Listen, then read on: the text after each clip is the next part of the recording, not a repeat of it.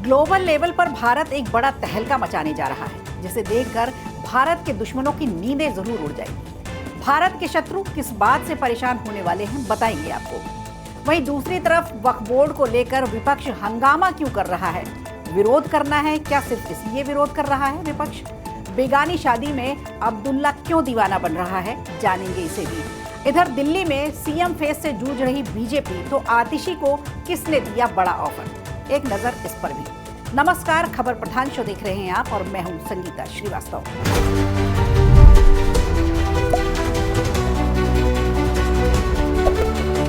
भारत के भगोड़े और मोस्ट वांटेड अपराधियों की अब खैर नहीं। जी हां, खबर तो यह है कि 12 मोस्ट वांटेड अपराधियों को अमेरिका से लाए जाने की तैयारी की जा रही है। इसे लेकर कार्रवाई भी शुरू हो चुकी है। इन 12 गैंगस्टर्स के खिलाफ भारत सरकार अमेरिका को दस्तावेज सौंपने की तैयारी में है। ये वो दस्तावेज हैं जिनमें इनके गुनाह दर्ज हैं। इन गैंगस्टर्स में सलमान की नींदें उड़ाने वाला लॉरेंस बिश्नोई का भाई अनमोल बिश्नोई भी शामिल है और इसके अलावा कई खालिस्तानी आतंकियों के नाम भी शामिल हैं। क्राइम पर ट्रंप सरकार जीरो टॉलरेंस पॉलिसी पर काम कर रही है। अब भारत सरकार को उम्मीद जगी है कि क्राइम के खिलाफ ट्रंप सरकार की जीरो टॉलरेंस पॉलिसी के कारण ही इन 12 गैंगस्टर्स को भारत प्रत्यर्पण करने में देर नहीं होगी। इन सब के खिलाफ अमेरिका शिकंजा कसने की तैयारी कर रहा है। अमेरिका के मोस्ट वांटेड खालिस्तानी आतंकियों और गैंगस्टर्स की उल्टी गिनती अब शुरू हो चुकी है। इन सभी 12 खतरनाक गैंगस्टर्स की लिस्ट बनकर तैयार है, जो विदेश में बैठकर भारत के खिलाफ साजिश रचते हैं, और ये सभी मोस्ट वांटेड अपराधी अब ज्यादा दिनों तक बच नहीं पाएंगे। सूत्रों की माने तो इन अपराधियों की पूरी कुंडली गृह मंत्रालय अब अमेरिका को सौंप सकता है, जिसमें इनके अपराध का पूरा कच्चा चिट्ठा है। भारत में अपराधों को अंजाम दिए गए आतंकी साजिश के सबूत हैं। प्रधानमंत्री फिलहाल अमेरिकी दौरे पर हैं। इस बीच मोस्ट वांटेड क्रिमिनल्स की सूची अमेरिका के वरिष्ठ अधिकारियों को सौंप दी जाएगी। भारत को उम्मीद है कि ट्रीटी शर्तों के अनुसार अमेरिका इन्हें भारत भेजने में मदद जरूर करेगा। इस लिस्ट में सबसे बड़ा नाम है अनमोल बिश्नोई का, जो लॉरेंस बिश्नोई का भाई है। उस पर सलमान खान के घर पर फायरिंग और बाबा सिद्दीकी के मर्डर की साजिश रचने का आरोप है। दूसरा नाम है गोल्डी बराक। गोल्डी बराक लॉरेंस बिश्नोई का बेहद करीबी और सहयोगी माना जाता है। ये पहले कनाडा में एक्टिव था, लेकिन पंजाबी गायक सिद्धू मूसेवाला की हत्या के बाद अब अमेरिका शिफ्ट हो गया है। तीसरा नाम है धर्मजोत सिंह का, जो सिद्धू मूसेवाला की हत्या मामले में मोस्ट वांटेड है। इस पर हथियारों की व्यवस्था करने का आरोप है। इन सभी को भारत ले जाने के लिए दस्तावेज भेज दिए गए हैं। जिस तरह से यूएस गवर्नमेंट इल्लीगल भारतीयों को डिपोर्ट कर रही है, वैसे ही इन्हें भी डिपोर्ट करके भारत लाया जाएगा।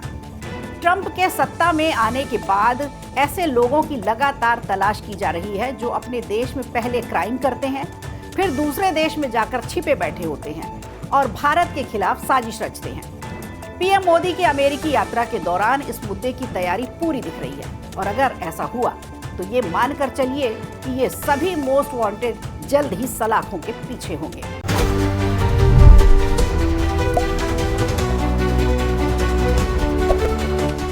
अब बात करते हैं संसद के बजट सत्र की। तो बजट सत्र के पहले चरण का यानी 13 फरवरी आज आखिरी दिन है, और आज का दिन हंगामे की भेंट चढ़ गया।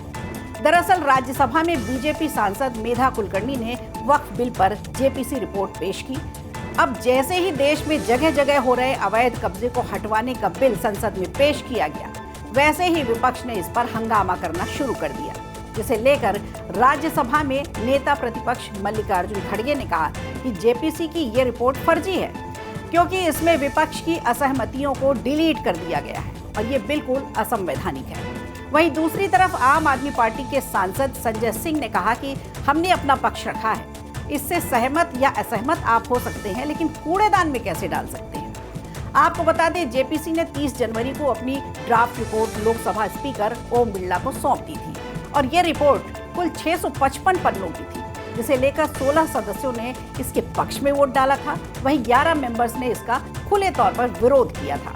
यहाँ तक कि कमेटी में शामिल विपक्षी सांसदों ने भी इस बिल पर अपनी आपत्ति जताई थी। आपको बता दें, 2 फरवरी को कांग्रेस सांसद ने दावा किया था कि रिपोर्ट से कुछ हिस्से डिलीट किए गए हैं, और ये दावा कर्नाटक से कांग्रेस के राज्यसभा सांसद सैयद नसीर हुसैन ने सोशल मीडिया एक्स पर अपनी असहमति नोट और फाइनल रिपोर्ट के कुछ पेज शेयर किए थे।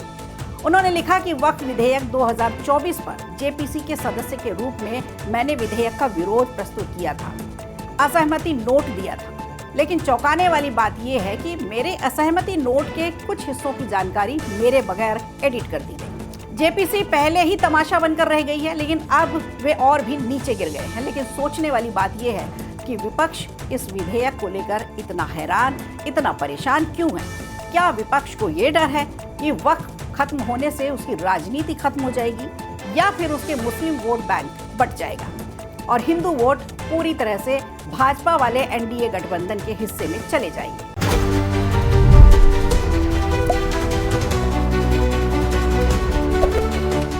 इस बार के दिल्ली विधानसभा चुनाव ने आम आदमी पार्टी का ओवर कॉन्फिडेंस पूरी तरह से खत्म कर दिया है, और ऐसा होना भी जरूरी था, क्योंकि जो सरकार सिर्फ रेवड़ियों के नाम पर जनता को जहरीली हवा और पानी मुहैया करवा रही है, उसके साथ ऐसा होना ही चाहिए था। लेकिन जहां दिल्ली के पूर्व सीएम केजरीवाल नई दिल्ली सीट गंवा बैठे, वहीं डिप्टी सीएम सिसोदिया भी जंगपुरा की जंग हार गए। लेकिन आम आदमी पार्टी की सीएम आतिशी की जीत आतिशबाजी में बदल गई। ऐसे में अब आतिशी का ग्राफ आम आदमी पार्टी में काफी ऊंचा हो गया है, और अब आम आदमी पार्टी खासकर अरविंद केजरीवाल पूरी कोशिश करेंगे कि कैसे न कैसे करके आतिशी का ग्राफ कम किया जाए।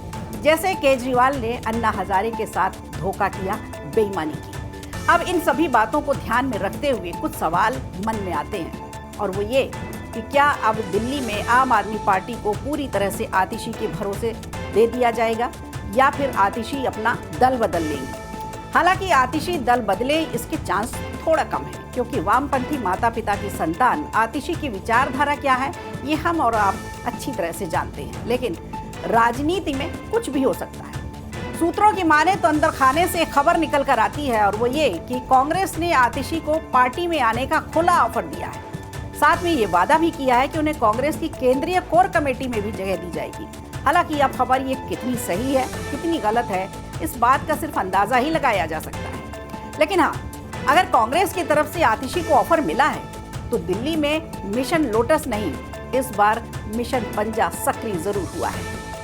खबर प्रधान में आज के लिए इतना ही। दीजिए इजाजत और बने रहिए खबर प्रधान के साथ। नमस्कार। वीडियो अच्छा लगा हो तो लाइक कीजिए, शेयर कीजिए और कमेंट बॉक्स में हमें जरूर बताइए।